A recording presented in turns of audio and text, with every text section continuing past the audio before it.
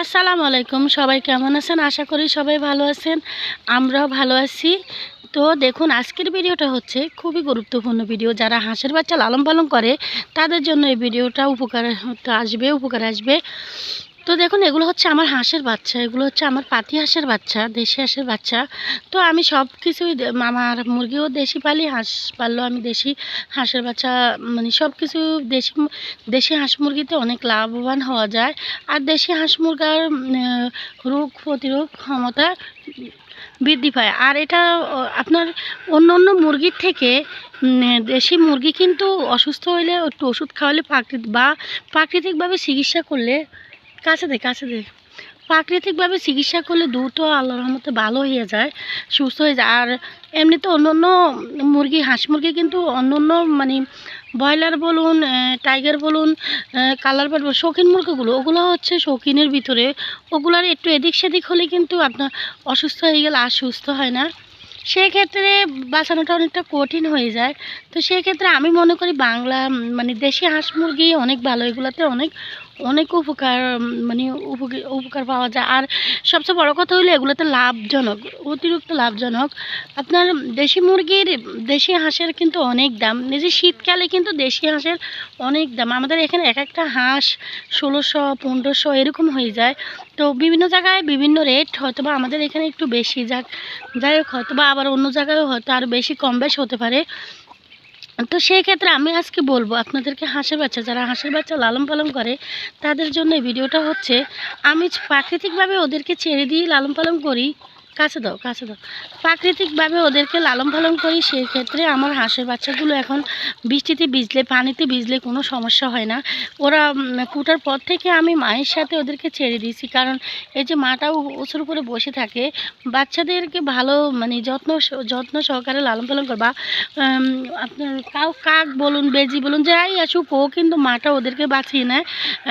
হয়তো বা উপর আল্লাহরই রহমত আছে। তো সেই ক্ষেত্রে আমার হাঁসের বাচ্চাগুলো ঠান্ডা লাগে না। এই জন্য আর আমি প্রতিদিন কিন্তু হাঁসের বাচ্চারই কিন্তু নাপা একটা সিরাপের ১ কাপ করে দিই, মানে খাবারের সাথে দিয়ে দিই, যার জন্য ঠান্ডা লাগে না। আর এখন ইদানিং এখন আর দিই না, কারণ এখন ওদের সয়ে গেছে, বৃষ্টিতেও সয়ে গেছে। আর এমনিতেও সারাক্ষণ পুকুরে ওদেরকে আমি অভ্যাস করছি। তো আপনারাও এভাবে হাঁসের বাচ্চা লালন পালন করার চেষ্টা করবেন। আর আপনাদের হাঁসের বাচ্চা যদি হঠাৎ করে অসুস্থ হয়ে যায়, তখন আপনারা কি করবেন? তখন আপনি বৃষ্টিতে ভিজলে, তখন যদিও আপনারা সবসময় ধরে রাখেন, তারপরে হঠাৎ করে একদিন ছেড়ে দিলে কি হয়, আপনাদের হাঁসের বাচ্চাগুলো প্যারালাইসিস হয়ে যায়। প্যারালাইসিস হয়ে গেলে কিন্তু আর সহজে ভালো হয় না। সেই ক্ষেত্রে আপনারা কি করবেন, যেদিন দেখবেন বৃষ্টিতে ভিজে গেছে, সেদিন আপনারা হাঁসের বাচ্চাগুলোকে লাইসিবিট দিবেন, নয়তো বা মাইক্রোনিট দিবেন। এই দুটো ওষুধে কিন্তু অনেক গুণাগুণ। এই দুটো ওষুধে আমরা অনেক উপকৃত হয়েছি। যদিও আমি এখন আরও আজ প্রায় 2 বছর থেকে আমি হাঁস মুরগিকে কোনো লাইসিবিট বা কোনো মাইক্রোনিট এগুলো কোনো ব্যবহার করি না, যেহেতু আমি প্রাকৃতিকভাবে ওদেরকে অভ্যস্ত করে ফেলছি। তো আপনারা যারা এইভাবে হাঁসের বাচ্চা পালন করেন, বৃষ্টিতে ভিজলে আপনাদের হঠাৎ করে যদি ভিজে, তাহলে কিন্তু অসুস্থ হয়ে যাবে। বা হঠাৎ করে যদি পুকুরে সবসময় দিয়ে রাখেন, তাহলে কিন্তু অসুস্থ হয়ে যাবে। আমাদেরগুলো অসুস্থ হবে না এই জন্যে, কারণ আমরা হাঁসের বাচ্চাকেও মানে ওদের ফুটার পর থেকে আমি বাইরে অভ্যাস করে ফেলছি, পানিতে অভ্যাস করে ফেলছি, যার কারণে। তো আজকে অনেক বৃষ্টি হয়েছে, বৃষ্টি হওয়ার কারণে ওরা অনেকটা ভিজে গেছে। তো ভিজে যাওয়ার পরও আল্লাহর মতো কোনো সমস্যা নাই, ইনশাল্লাহ, আমার বিশ্বাস। কারণ ওদেরকে আমি ওইভাবে তৈরি করে ফেলছি। আরও অনেকবার বৃষ্টি হয়েছে, অনেকবারই বৃষ্টির মধ্যে ওরা কিন্তু অনেকবার ভিজে।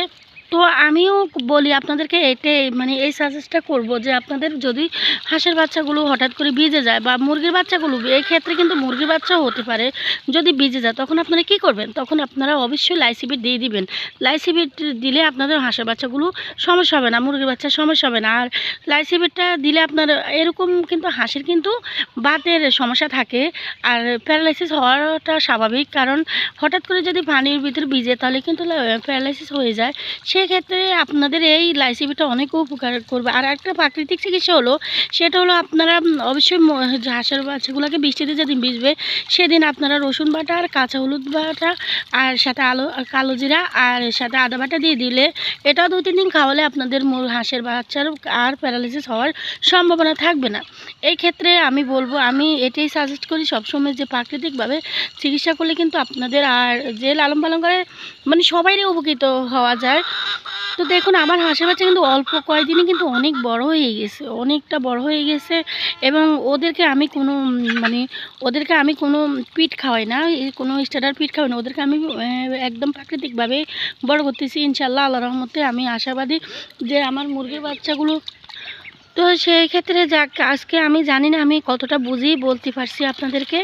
তো আশা করি আপনারা বুঝতে পারছেন আমার কথাগুলো। যদি কেউ উপকৃত হন আমাকে লাইক করবেন, লাইক দিবেন, কমেন্ট করে জিজ্ঞেস করতে পারেন। কমেন্টের উত্তরের রিপ্লাই অবশ্যই আমরা দিই, কারণ আমরা মানুষকে যেটাতে উপকৃত হই সেটাই মানুষের মাঝে তুলে ধরার চেষ্টা করি।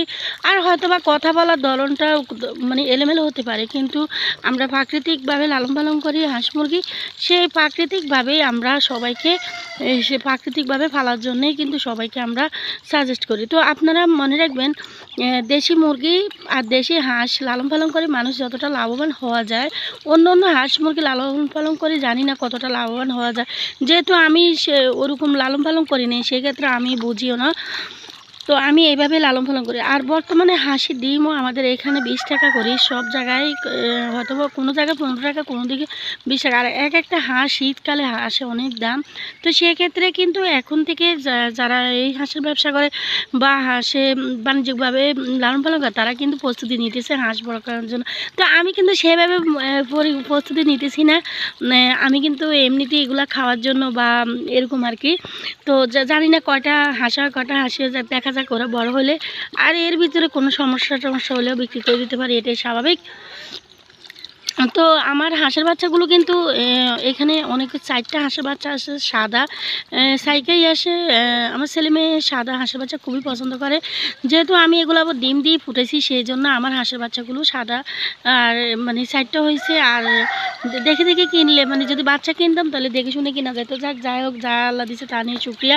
তবে আমি ওদেরকে প্রাকৃতিকভাবে লালন পালন করতেছি, এটাও আল্লাহর কাছে হাজার হাজার শুক্রিয়া। তো আপনারা যারা আমাদের ভিডিওগুলো নিয়মিত দেখেন তাদেরকে অনেক অনেক ধন্যবাদ। আর যারা আমাদের চ্যানেলে নতুন, আবারও বলছি আপনারা একটু সাবস্ক্রাইব করে আমাদের পাশে থাকবেন আর আমাদের ভিডিওগুলো দেখবেন। আর আপনাদের একটা কমেন্টের উপরে ভিডিও করাটার কতটা আগ্রহ জাগায়, সেটা আমি হয়তো আপনাদেরকে প্রকাশ করে বোঝাতে পারবো না, বলেও বোঝাতে পারবো না। খুবই ভালো লাগে একটা ভালো কমেন্ট আসলে।